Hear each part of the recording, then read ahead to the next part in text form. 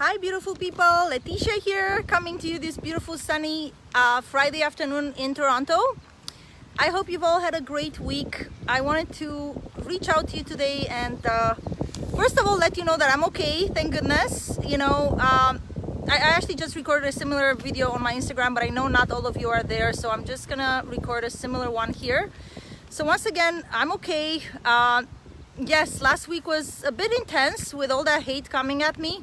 But I just want you to know, just like my favorite spiritual teachers, Abraham Hicks, say, they like to joke that if somebody that you don't know calls you out of the blue and tells you, "Hi, I just want to let you know that I'm never going to call you again," and then hangs up. You're like, okay.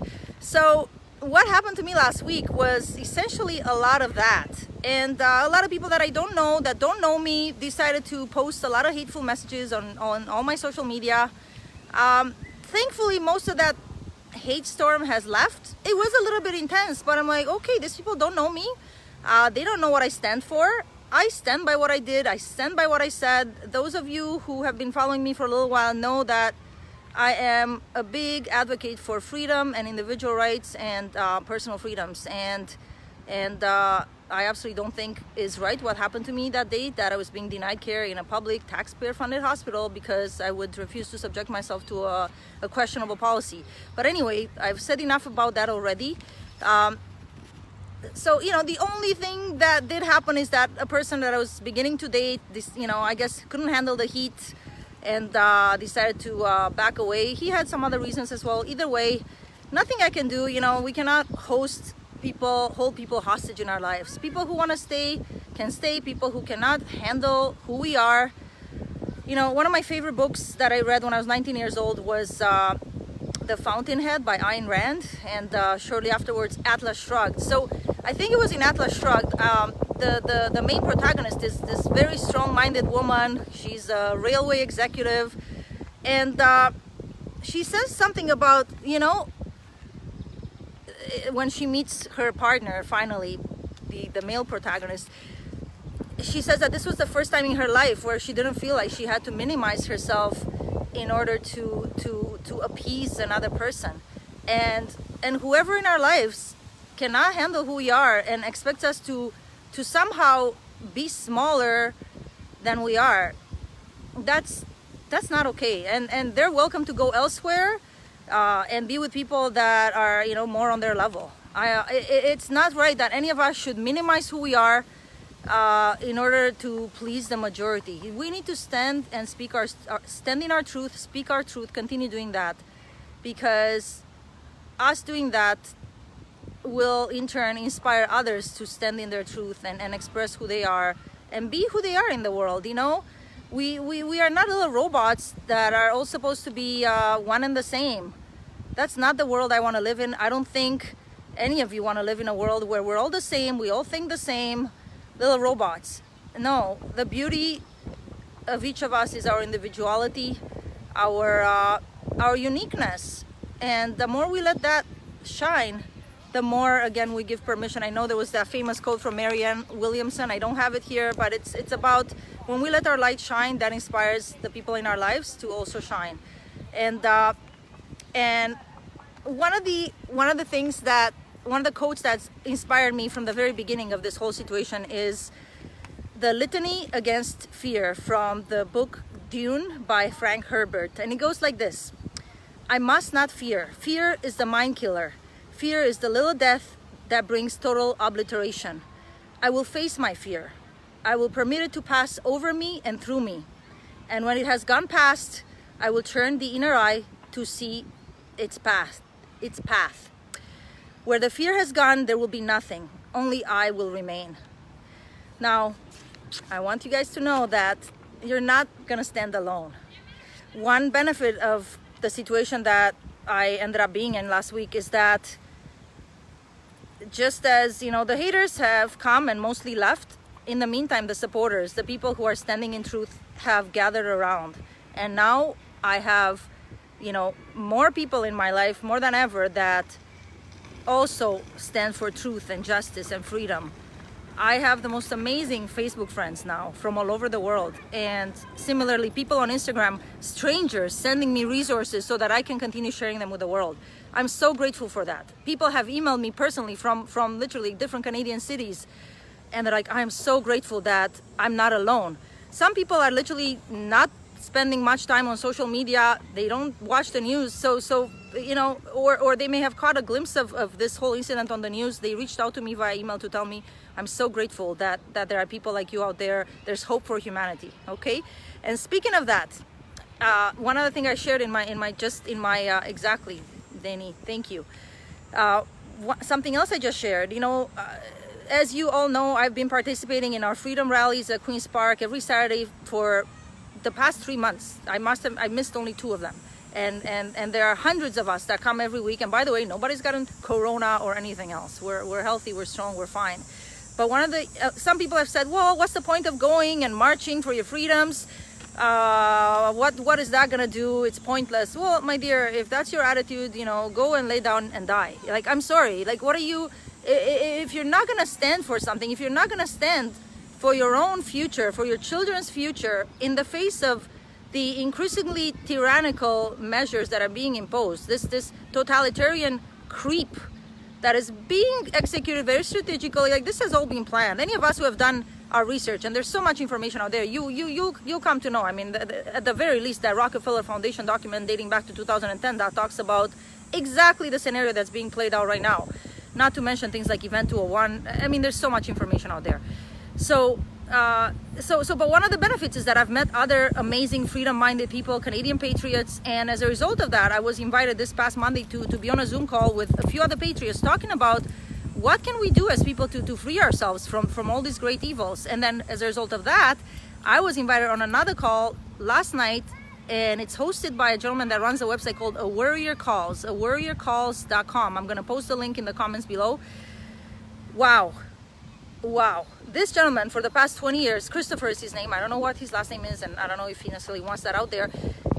Amazing patriot. For the past 20 years, he has been researching. He has gone in the belly of the beast and researching the systems of control, the systems of enslavement that have been keeping us essentially slaves in our own countries. And this is not just in Canada, but in the US and literally all over the world. I don't even know if there are any free places in the world, because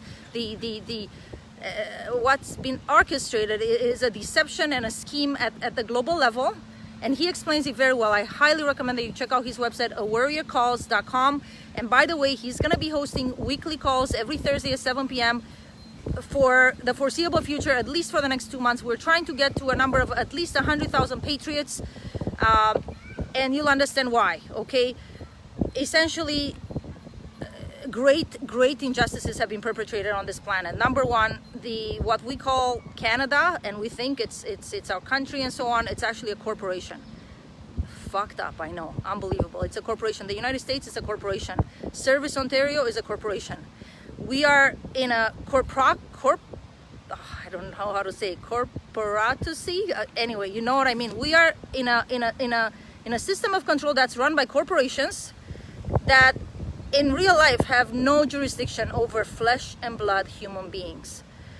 What they do have jurisdiction over are these constructs that get created on the birth certificates within days and weeks of a child being born into this world, and that birth being registered.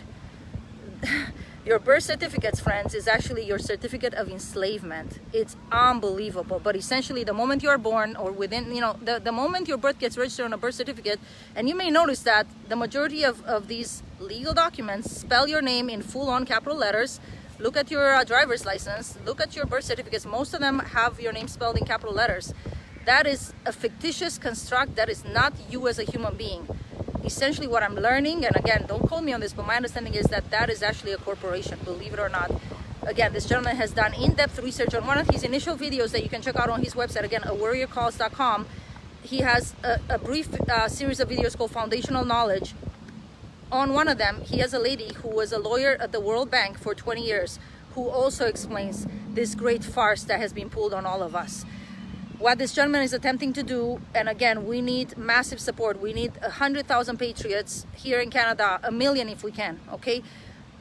He, together with all of us, we want to free ourselves of this system. We want to become sovereign beings on this planet, which we are by default, but we have been sold into a lie, a massive lie.